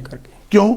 ਕਿਉਂਕਿ ਇਹ ਸਾਨੂੰ ਚਾਹੀਦਾ, ਕਿਉਂਕਿ ਅਸੀਂ ਇਹ ਨਹੀਂ ਕਰ ਸਕਦੇ ਵੀ ਅਸੀਂ ਵੀ ਪਿਟ ਵਨ, ਇੱਕ ਅੱਗੇ ਜਿਹੜੀ ਕੰਜ਼ਰਵੇਟਿਵ ਦੀ ਹਜ਼ਾਰਪੁਰ ਦੀ ਪਾਲਿਸੀ ਕੀ ਸੀ, ਉਹ ਕਹਿੰਦੇ ਸੀ ਇੱਕ ਸੂਬਾ ਦੂਜੇ ਸੂਬੇ ਨਾਲ ਪੜ੍ਹਾ ਦਿਓ, ਇੱਕ ਮਿਊਨਿਸਪੈਲਿਟੀ ਦੂਜੀ ਮਿਊਨਿਸਪੈਲਿਟੀ ਨਾਲ, ਇੱਕ ਕਮਿਊਨਿਟੀ ਦੂਜੀ ਕਮਿਊਨਿਟੀ ਨਾਲ। ਇਨਫੈਕਟ ਸਾਡਾ ਜਿਹੜਾ ਹੈਗਾ ਉਹ ਇਹ ਹਮੇਸ਼ਾ ਹੀ ਰਿਹਾ ਲਿਬਰਲ ਪਾਰਟੀ ਦਾ, ਕਿ we bring communities together, we bring provinces together, and we bring Canada together. ਆਖਰੀ 2 ਸਵਾਲ ਨੇ ਜੀ। ਇੱਕ ਸਵਾਲ ਇਹ ਹੈ ਕਿ ਤੁਸੀਂ ਲਗਾਤਾਰ 2 ਵਾਰ MP ਸਰੀ ਨਿਊਟਨ ਤੋਂ ਬਣੇ, 2 ਵਾਰ ਨਿਊਟਨ ਨਾਟ ਡੈਲਟਾ, ਹਾਂਜੀ, ਮੈਂ ਕਿਹਾ ਟੋਟਲ 4 ਨੇ, ਤੇ ਕਿਉਂਕਿ ਰਾਈਡਿੰਗ ਨਵੇਂ ਫਾਰਮ ਹੋਈ ਸੀ, ਠੀਕ ਹੈ ਜੀ। ਲਗਾਤਾਰ ਤੀਸਰੀ ਵਾਰ ਇਸ ਰਾਈਡਿੰਗ ਦੇ ਲੋਕ ਸੁੱਖ ਧਾਲੀਵਾਲ ਨੂੰ ਵੋਟ ਕਿਉਂ ਪਾਉਣ? ਕਿਹੜੀ ਚੀਜ਼ ਸੀ ਜਿਹੜੀ ਇੱਥੇ ਪਹਿਲਾਂ ਹੈ ਨਹੀਂ ਜਿਹੜੀ ਤੁਸੀਂ ਕਰਤੀ ਆ ਗਏ? ਦੇਖੋ ਇੱਕ ਚੀਜ਼ ਤਾਂ ਮੈਂ ਟੇਕ ਪ੍ਰਾਈਡ ਜੀ ਠੀਕ ਹੈ ਮਿਸਟਰ ਭੱਟ, ਤੁਸੀਂ ਪਹਿਲਾਂ ਕਿਹਾ ਸੀ ਜੀ ਵੀ ਘਰ ਘਰ ਰਾਈਟ, ਮੈਂ ਲੋਕਾਂ ਨੇ ਮੈਨੂੰ ਆਪਣੇ ਪਰਿਵਾਰ ਦਾ ਅੰਗ ਬਣਾਇਆ ਔਰ ਮੈਂ ਉਹਨਾਂ ਨੂੰ ਆਪਣੇ ਪਰਿਵਾਰ ਦਾ ਅੰਗ ਲੈ ਕੇ ਚੱਲਦਾ। ਔਰ ਮੈਂ ਇੱਕ ਚੀਜ਼ ਤੇ ਟੇਕ ਪ੍ਰਾਈਡ ਕਰਦਾ ਜੀ ਕਿ ਜੇ ਇਸ ਵੇਲੇ ਸਾਰਿਆਂ ਨਾਲੋਂ ਜ਼ਿਆਦਾ ਕੇਸ ਵਰਕ ਵੈਸਟਰਨ ਕੈਨੇਡਾ 'ਚ, ਤਾਂ ਮੈਂ ਫॉर श्योर ਕਹਿੰਦਾ ਇਨਫੈਕਟ ਕੈਨੇਡਾ 'ਚ ਹੀ ਹੋਏਗਾ, ਠੀਕ ਹੈ ਨਾ, ਕਿ ਜੇ ਸਾਰਿਆਂ ਨਾਲੋਂ ਵੱਧ ਕੇਸ ਲੋਡ ਹੈਗਾ ਤਾਂ ਉਹ ਸਰੀ ਨਿਊਟਨ ਦੇ ਵਿੱਚ ਹੈਗਾ। ਉਹਦੇ ਵਿੱਚ ਮੈਂ ਹਰ ਇੱਕ ਇਨਸਾਨ ਡਜਨ ਮੈਟਰ ਉਹ ਮੇਰੀ ਨੂੰ ਉਹਨਾਂ ਨੇ ਸਪੋਰਟ ਕੀਤੀ ਜਾਂ ਨਹੀਂ ਕੀਤੀ, ਮੇਰੀ ਕੰਸਟੀਚੁਐਂਸੀ 'ਚ ਰਹਿੰਦੇ ਜਾਂ ਨਹੀਂ ਰਹਿੰਦੇ, ਕ੍ਰਾਸ ਕੈਨੇਡਾ ਕਿਤੋਂ ਵੀ ਕਾਲ ਕੀਤੀ ਆ, ਅਸੀਂ ਹਮੇਸ਼ਾ ਜਿਹੜਾ ਵਾ ਉਹਨਾਂ ਨੂੰ ਸਰਵ ਕਰਦੇ ਹਾਂ, ਕਿਉਂਕਿ ਲੋਕਾਂ ਦੀਆਂ ਬਹੁਤ ਦੁੱਖ ਤਕਲੀਫਾਂ ਨੇ, ਚਾਹੇ ਉਹ ਫੈਮਿਲੀ ਨੂੰ ਇਕੱਠੇ ਕਰਨ ਦੀ ਗੱਲ ਕਰ ਲਈਏ, ਚਾਹੇ ਉਹਨਾਂ ਦੀਆਂ CPP ਦੀਆਂ, ਚਾਹੇ ਉਹਨਾਂ ਦੀਆਂ EI ਦੀਆਂ ਸਮੱਸਿਆ, ਮਤਲਬ ਸਮੱਸਿਆਵਾਂ ਬਹੁਤ ਨੇ ਰਾਈਡਿੰਗ ਜੀ। MP ਜਿਹੜਾ ਹੈਗਾ ਉਹ ਲੋਕਾਂ ਦਾ ਲਾਈਫ ਬਲੱਡ ਆ, ਚੁਣੇ ਹੋਏ ਨੁਮਾਇੰਦੇ। ਜੇ ਮੈਂ ਲੋਕਾਂ ਦਾ ਚੁਣਿਆ ਲਾਈਫ ਉਹਨਾਂ ਦੀ ਲਾਈਫ ਬਲੱਡ, ਮੈਂ ਹਮੇਸ਼ਾ ਇਹ ਕੀਤਾ ਕਿ ਲੋਕਾਂ ਨੂੰ ਤਰਜੀਹ ਦੇ ਕੇ ਉਹਨਾਂ ਦੇ ਜਿਹੜੇ ਕੰਮ ਨੇ ਉਹ ਪਹਿਲ ਦੇ ਆਧਾਰ ਦੇ ਉੱਤੇ ਨਜਿੱਠਣ ਲਈ ਜਿਹੜੀਆਂ ਉਹਨਾਂ ਦੀਆਂ ਸਮੱਸਿਆਵਾਂ ਉਹ 'ਚ ਮੈਂ ਟੇਕ ਪ੍ਰਾਈਡ ਕਰਦਾ ਕਿ ਮੈਂ ਜਿਹੜਾ ਫਸਟ ਐਂਡ ਫੋਰਮੋਸਟ ਰੋਲ ਜਿਹੜਾ ਹੈਗਾ ਮੈਂਬਰ ਆਫ ਪਾਰਲੀਮੈਂਟ ਦਾ ਉਹ ਹੈਗਾ ਵੀ ਜਿਹੜੇ ਕੰਸਟੀਟੂਐਂਟਸ ਉਹਨੂੰ ਚੁਣ ਕੇ ਭੇਜਦੇ ਉਹਨਾਂ ਨੂੰ ਉਹ ਸਰਵ ਕਰੇ ਜੀ। ਔਰ ਦੂਸਰਾ ਹੈ ਆਵਾਜ਼। ਪਾਰਲੀਮੈਂਟ ਦੇ ਵਿੱਚ ਕੋਈ ਵੀ ਇਸ਼ੂ ਜਿਹੜਾ ਅੱਜ ਤਾਈਂ ਆਇਆ ਜਿੱਥੇ ਕਿਸੇ ਦੇ ਵੀ ਜਿਹੜੇ ਨੇ ਉਹ ਕਈ ਵਾਰ ਪੈਰ ਹਿੱਲ ਜਾਂਦੇ ਨੇ ਵੀ ਨਹੀਂ ਧੜੱਲੇ ਨਾਲ ਗੱਲ ਕਰ ਸਕਦਾ, ਉਹ ਧੜੱਲੇ ਦੇ ਨਾਲ ਜਿਹੜੀ ਆ ਉਹ ਚਾਹੇ ਸਾਡੇ ਲੀਡਰ ਜਸਟਿਨ ਟਰੂਡੋ ਨੇ, ਕਿਉਂਕਿ ਮੇਰੇ ਬਹੁਤ ਸਤਿਕਾਰਯੋਗ ਮਿੱਤਰ ਵੀ ਨੇ, ਅਸੀਂ ਇਕੱਠੇ ਕੋਲੀਗ ਵੀ ਇੱਕ ਦੂਜੇ ਨਾਲ ਡੈਸਕਮੇਟ ਵੀ ਰਹੇ ਹਾਂ, ਸਾਡਾ ਇਕੱਠਿਆਂ ਦੀ ਸਾਡੀ ਸੀਟ ਸਾਈਡ ਬਾਈ ਸਾਈਡ ਸੀ, ਪਰ ਮੈਂ ਅੱਜ ਉਹਨਾਂ ਦੇ ਕੰਮ ਕਰਨ ਦੇ ਤਰੀਕੇ ਨੂੰ ਵੀ ਦੇਖਦਾ ਨੇ ਸਭ ਤੋਂ। ਉਹ ਹਮੇਸ਼ਾ, ਕਿਉਂਕਿ ਮੈਂ ਜਦੋਂ ਗੱਲ ਕਰਦਾ ਉਹਨਾਂ ਨਾਲ ਹਮੇਸ਼ਾ ਉਹਨਾਂ ਦੀ ਪੋਜ਼ੀਟਿਵ ਰਿਸਪੌਂਸ ਹੁੰਦਾ ਵੀ ਅਸੀਂ ਜਿਹੜਾ ਸੋਲਿਊਸ਼ਨ ਜਿਹੜਾ ਹੈਗਾ ਉਹ ਕਿਸ ਤਰੀਕੇ ਨਾਲ ਕਰਨਾ। ਇਸੇ ਤਰ੍ਹਾਂ ਕਾਕਸ 'ਚ ਆਵਾਜ਼ ਉਠਾਉਣ ਦੀ, ਜਦੋਂ ਧੜੱਲੇ ਦੇ ਨਾਲ ਆਵਾਜ਼ ਉਠਾਉਣੀ ਲੋਕਾਂ ਦੀ ਔਰ ਲੋਕਾਂ ਨੂੰ ਸਰਵ ਕਰਨਾ ਔਰ ਉਹਨਾਂ ਦੇ ਪਰਿਵਾਰ ਦੇ ਮੈਂਬਰ ਬਣ ਕੇ ਰਹਿਣਾ, ਉਹ 'ਚ ਮੈਂ ਟੇਕ ਪ੍ਰਾਈਡ ਕਰਦਾ। ਬਾਕੀ ਦੇਖੋ ਵੱਡੀ ਕਮਿਊਨਿਟੀ ਆ ਜੀ, ਐਡਾ ਸਿੱਖ ਕਮਿਊਨਿਟੀ ਨੇ ਆਪਣਾ 100 ਸਾਲ ਤੋਂ ਵੱਧ ਹੋ ਗਿਆ ਸਾਨੂੰ ਇੱਥੇ ਆਇਆ ਨੂੰ ਜੀ। ਅਸੀਂ ਅਚੀਵਮੈਂਟਸ ਦੇਖਦੇ ਹਾਂ ਤਾਂ ਬੜੀ ਵੱਡੀ ਅਚੀਵਮੈਂਟ ਸੀ ਕਮਿਊਨਿਟੀ ਦੀ, ਠੀਕ ਹੈ ਨਾ। ਔਰ ਜਦੋਂ ਕਮਿਊਨਿਟੀ ਦੀ ਅਚੀਵਮੈਂਟ ਸੀ, ਅਸੀਂ ਦੇਖਦੇ ਹਾਂ ਕਿ ਬੱਚੇ ਵੀ ਸਾਡੇ ਇੰਸਪਾਇਰ ਹੋਣ ਅੱਗੇ ਦੇਖ ਕੇ ਵੀ ਸਾਡੀ ਇਹ ਕੀ ਕੰਟਰੀਬਿਊਸ਼ਨਸ ਹੈਗੀਆਂ। ਤਾਂ ਇੱਕ ਮੌਕਾ ਆਇਆ, ਹਰੇਕ MP ਕੋ ਆਉਂਦਾ ਮੌਕਾ, ਉੱਤੇ ਸੀਗਾ ਵੀ ਪ੍ਰਾਈਵੇਟ ਮੈਂਬਰਸ ਬਿੱਲ ਜਿਹੜਾ ਲੈ ਕੇ ਆਉਣਾ। ਉਹਦੇ ਵਿੱਚ ਮੈਂ ਮਾਣ ਮਹਿਸੂਸ ਕਰਦਾ ਵੀ ਇੱਕੋ ਇੱਕ ਕੰਟਰੀ ਹੈਗੀ ਦੁਨੀਆ ਦੇ ਵਿੱਚ ਜਿੱਥੇ ਅਪ੍ਰੈਲ ਨੂੰ ਸਿੱਖਾਂ ਦਾ ਇਤਿਹਾਸਕ ਮਹੀਨਾ ਕਰਾਰ ਦੇਣ ਦੀ ਗੱਲ ਕਰਦੀ ਹੈ। ਸਿੱਖ ਹੈਰੀਟੇਜ ਮੰਥ ਜਿਹੜਾ ਅਪ੍ਰੈਲ ਜਿਹੜਾ ਵਾ ਉਹਨੂੰ ਬਿੱਲ ਜਿਹੜਾ ਮੋਸ਼ਨ ਨਹੀਂ ਹਾਊਸ ਆਫ ਕਾਮਨ 'ਚੋਂ ਔਰ ਪਾਰਲੀਮੈਂਟ ਦੇ ਵਿੱਚੋਂ ਔਰ ਨਾਲ ਹੀ ਆਪਣੇ ਸੈਨੇਟ ਦੇ ਵਿੱਚੋਂ ਔਰ ਕਮੇਟੀ, ਸੈਨੇਟ ਦੀ ਕਮੇਟੀ ਔਰ ਪਾਰਲੀਮੈਂਟ ਦੀ ਕਮੇਟੀ, ਉਹਨਾਂ 'ਚੋਂ ਮੈਂ ਯੂਨੈਨਿਮਸਲੀ, ਕਿਉਂਕਿ ਕੰਮ ਕਰਨ ਦਾ ਮੇਰਾ ਤਰੀਕਾ ਹੈਗਾ ਕਿ ਮੇਰਾ ਬੈਸਟ ਇੰਟਰਸਟ ਦੇ ਵਿੱਚ, ਇਹ ਨਹੀਂ ਮੈਂ ਪੋਲੀਟਿਕਸ ਨਹੀਂ ਖੇਡਦਾ ਉੱਥੇ ਜਾ ਕੇ ਆਉਟਵਾ, ਬੈਸਟ ਇੰਟਰਸਟ ਜਿਹੜਾ ਮੇਰੇ ਕੰਸਟੀਟੂਐਂਟਸ ਦਾ ਔਰ ਲੋਕਾਂ ਦਾ, ਉਹਦੇ ਵਿੱਚ ਮੈਂ ਉਹਦਾ ਮਾਣ ਮਹਿਸੂਸ ਕਰਦਾ। ਔਰ ਆਉਣ ਵਾਲੀਆਂ ਜਨਰੇਸ਼ਨ ਜਿਹੜੀਆਂ ਨੇ ਈਅਰ ਆਫਟਰ ਈਅਰ ਜਦੋਂ ਅਸੀਂ ਇਹਨੂੰ ਸੈਲੀਬ੍ਰੇਟ ਕਰਾਂਗੇ ਅਸੀਂ ਦੱਸ ਸਕਾਂਗੇ ਔਰ ਸਾਡੇ ਬੱਚਿਆਂ ਨੂੰ ਅਸੀਂ ਇੰਸਪਾਇਰ ਕਰ ਪਾਵਾਂਗੇ। ਧਾਲੀਵਾਲ ਸਾਹਿਬ, ਆਖਰੀ ਸਵਾਲ ਹੈ, ਪਰ ਉਹਦੇ ਤੋਂ ਪਹਿਲਾਂ ਮੈਂ ਤੁਹਾਨੂੰ ਇੰਨੀ ਗੱਲ ਦੱਸਦਾ ਕਿ ਭਾਵੇਂ ਉਹ ਮੈਂਟਲ ਹੈਲਥ ਦਾ ਮੁੱਦਾ, ਜਾਣੀ 8 ਮੁੱਦੇ ਹੋਰ ਨੇ ਜਿਹੜੇ ਕਿ 20 ਤਰੀਕ ਤੋਂ ਪਹਿਲਾਂ ਇੱਕ ਵਾਰੀ ਤੁਹਾਨੂੰ ਅਸੀਂ ਸੱਦਾ ਇੱਥੇ ਹੋਰ ਦੇਣਾ, ਉਹ ਸਵਾਲ ਉਦੋਂ ਕਰਨੇ ਕਿਉਂਕਿ ਅੱਜ ਸਮਾਂ ਤੁਹਾਡੇ ਕੋਲ ਵੀ ਘੱਟ ਹੈ। ਆਖਰੀ ਸਵਾਲ ਜਿਹੜਾ ਵੋਟਾਂ ਨਾਲ ਸੰਬੰਧ ਨਹੀਂ ਰੱਖਦਾ ਪਰ ਲੋਕਾਂ ਨਾਲ ਸੰਬੰਧ ਰੱਖਦਾ, ਮਨੁੱਖ ਨਾਲ ਸੰਬੰਧ ਰੱਖਦਾ, ਉਹ ਸਵਾਲ ਹੈ ਇੰਟਰਨੈਸ਼ਨਲ ਸਟੂਡੈਂਟਸ ਦਾ। ਕਦੇ ਕਦੇ ਐਂ ਲੱਗਦਾ, ਕਿਉਂਕਿ ਆਪਣੇ ਬਹੁਤ ਪੰਜਾਬੀ ਬੱਚੇ ਆਉਂਦੇ ਆ, +2 ਕਰਕੇ ਆਉਂਦੇ ਆ, ਅਜੇ ਉਨੀ ਮੈਚਿਓਰਟੀ ਨਹੀਂ ਹੁੰਦੀ, ਕਦੇ ਕਦੇ ਐਂ ਲੱਗਦਾ ਕਿ 90, 95, 98% ਬੱਚੇ ਤਾਂ ਬਹੁਤ ਵਧੀਆ ਮਿਹਨਤੀ ਨੇ, ਪੜ੍ਹਾਈ 'ਚ ਵੀ ਚੰਗੇ ਨੇ, ਕਿਤੇ ਕਿਤੇ ਕੋਈ ਬੱਚਾ ਥਿੜਕਦਾ। ਉਹਦੇ ਵਿੱਚੋਂ ਕੀ ਇੱਦਾਂ ਕੋਈ ਸੰਭਾਵਨਾ ਪੈਦਾ ਨਹੀਂ ਹੋ ਸਕਦੀ? ਲਗਾਤਾਰ 2 ਵਾਰ ਤੁਹਾਡੀ ਸਰਕਾਰ ਰਹੀ ਹੈ, ਤੁਸੀਂ ਅੱਗੋਂ ਵੀ ਮੁਕਾਬਲੇ 'ਚੋਂ, ਕਿ ਜਦੋਂ ਕੋਈ ਬੱਚਾ ਆਉਂਦਾ ਉਹਦੇ ਚੰਗੇ ਤਰੀਕੇ ਥੋੜ੍ਹੇ ਜਿਹੇ ਦਿਨ, ਥੋੜ੍ਹੇ ਜਿਹੇ ਕੁਝ ਘੰਟੇ, ਚਾਹੇ ਉਹ ਕਾਲਜ 'ਚ ਹੋਣ, ਚਾਹੇ ਸਰਕਾਰ ਪ੍ਰਬੰਧ ਕਰੇ, ਉਹਨਾਂ ਨੂੰ ਦੱਸਿਆ ਜਾਵੇ ਕਿੱਧਰ ਤੁਰਨਾ, ਕੀ ਤੁਹਾਡੇ ਅਧਿਕਾਰ ਨੇ, ਕੀ ਤੁਹਾਡੀਆਂ ਜ਼ਿੰਮੇਵਾਰੀਆਂ, ਸਮਾਜ ਤੁਸੀਂ ਵਿਚਰਨਾ ਕੀ ਹੈ, ਪਹਿਨਣਾ ਪਚਰਨਾ ਕੀ ਹੈ, ਤੁਹਾਨੂੰ ਕੋਈ ਤੰਗ ਕਰਦਾ ਤੁਸੀਂ ਸ਼ਿਕਾਇਤ ਇੱਥੇ ਕਰ ਦੇਣੀ, ਸ਼ਾਇਦ ਹੋਰ ਬੀਬੇ ਬੱਚੇ ਬਣ ਕੇ ਉਹ ਵਿਚਰ ਸਕਦੇ ਆ ਜੇ ਇਹ ਕੰਮ ਹੋ ਜਾਏ। ਬਿਲਕੁਲ ਤੁਸੀਂ ਸਹੀ ਕਿਹਾ। ਦੇਖੋ ਜਿਹੜੀ ਇੰਪਰੂਵਮੈਂਟਸ ਐਵਰੀਡੇ ਅਸੀਂ ਮਾਣ ਮਹਿਸੂਸ ਕਰਦੇ ਹਾਂ ਜੀ। ਅੱਜ ਸਟੂਡੈਂਟਸ ਜਿਹੜੇ ਨੇ, ਅਸੀਂ ਇੰਟਰਨੈਸ਼ਨਲ ਸਟੂਡੈਂਟਸ ਨੂੰ ਕੋਈ ਡਿਫਰੈਂਟਲੀ ਟਰੀਟ ਨਹੀਂ ਕੀਤਾ ਜਦੋਂ ਅਸੀਂ ਕੋਵਿਡ ਦੇ ਦੌਰਾਨ ਲੰਘ ਰਹੇ ਸੀ। ਜੇ ਅਸੀਂ ਇੱਥੇ ਦੇ ਸਟੂਡੈਂਟਸ ਨੂੰ ਸਹੂਲਤ ਦਿੱਤੀ ਸਾਰਿਆਂ ਨੂੰ, ਅਸੀਂ ਉਹੀ ਸਹੂਲਤਾਂ ਇੰਟਰਨੈਸ਼ਨਲ ਸਟੂਡੈਂਟਸ ਨੂੰ ਦਿੱਤੀਆਂ। ਉਹਦੇ ਵਿੱਚ ਕੋਈ ਜਿਹੜਾ ਸੀ ਜਿਹੜਾ ਸੀ ਅਸੀਂ ਇਹ ਨਹੀਂ ਕੀਤੀ ਵੀ ਡਿਸਕ੍ਰਿਮੀਨੇਸ਼ਨ ਜਿਹੜੀ ਜੀ। ਕਰੀ। ਔਰ ਦੂਸਰਾ ਦੇਖੋ ਹੁਣ 40,000 ਸਟੂਡੈਂਟ 27,000 ਪਹਿਲਾਂ ਪੱਕੇ, ਔਰ ਜਿਹੜਾ 30,000 ਸਪੌਟ ਸੀ ਜਦੋਂ ਦੇਖਿਆ ਕਿ ਐਸੈਂਸ਼ੀਅਲ ਵਰਕਰ ਜਿਹੜੇ ਨੇ ਉਹ ਪੂਰੇ ਨਹੀਂ ਕੀਤੇ ਸੀ, ਫਿਰ ਸਟੂਡੈਂਟਸ ਨੂੰ ਜਿਹੜੇ ਸਟੂਡੈਂਟ ਗ੍ਰੈਜੂਏਟ ਵੀ ਨਹੀਂ ਹੋਏ ਜਿਨ੍ਹਾਂ ਦੇ 1550 ਘੰਟੇ ਬਣ ਗਏ, ਅਸੀਂ ਉਹਨਾਂ ਨੂੰ ਵੀ ਮੌਕਾ ਦੇ ਦਿੱਤਾ ਵੀ ਤੁਸੀਂ ਵੀ ਆਪਣੀ ਐਪਲੀਕੇਸ਼ਨ। ਸੋ ਜਦੋਂ ਇੰਟਰਨੈਸ਼ਨਲ ਸਟੂਡੈਂਟਸ ਦੀ ਗੱਲ ਆਉਂਦੀ ਹੈ ਨਾ, ਸਾਡੀ ਗੌਰਮੈਂਟ ਨੇ ਪੂਰਾ ਜਿਹੜਾ ਯਤਨ ਕੀਤਾ ਕਿ ਅਸੀਂ ਉਹਨਾਂ ਨੂੰ ਵੈਲਕਮ ਵੀ ਕਰੀਏ ਔਰ ਉਹਨਾਂ ਨੂੰ ਇਸਟੈਬਲਿਸ਼ ਹੋਣ ਲਈ ਮਦਦ ਵੀ ਕਰੀਏ, ਕਿਉਂਕਿ ਇਹ ਲੋਕ ਅਸੀਂ ਵੀ ਇੱਕ ਦਿਨ ਆਏ ਸੀ ਜੀ। ਦੇਖੋ ਮੈਂ ਵੀ ਯੂਨੀਵਰਸਿਟੀ ਕੈਲਗਰੀ ਪੜ੍ਹਿਆ, ਮੈਨੂੰ ਵੀ ਯਾਦ ਨੇ ਉਹ ਦਿਨ ਮੇਰੇ, ਠੀਕ ਹੈ ਨਾ। ਉਸ ਤੋਂ ਲੈ ਕੇ ਅੱਜ ਤੱਕ ਮੇਰਾ ਸਫ਼ਰ ਆ, ਠੀਕ ਹੈ ਨਾ। ਹੁਣ ਮੈਂ ਆਪਣੀ ਕੈਨੇਡਾ 'ਚ ਕੰਟਰੀਬਿਊਸ਼ਨ ਦੇਖਾਂ ਕਰੀ ਆ। ਸੋ ਇਸੇ ਤਰ੍ਹਾਂ ਹਰ ਇੱਕ ਬੱਚਾ ਜਿਹੜਾ ਆ ਰਿਹਾ ਉਹ ਸਾਡੇ ਕੈਨੇਡਾ ਦਾ, ਕਿਉਂਕਿ ਸਾਡੀ ਗਰੋਇੰਗ ਐਲਡਰਲੀ ਪਾਪੂਲੇਸ਼ਨ ਆ, ਉਹਨੂੰ ਜੇ ਅਸੀਂ ਸਸਟੇਨ ਕਰਨਾ ਸੋਸ਼ਲ ਸਰਵਿਸਿਜ਼ ਨੂੰ, ਸਾਨੂੰ ਯੰਗ ਪੀਪਲ ਲਿਆਉਣੇ ਪੈਣੇ।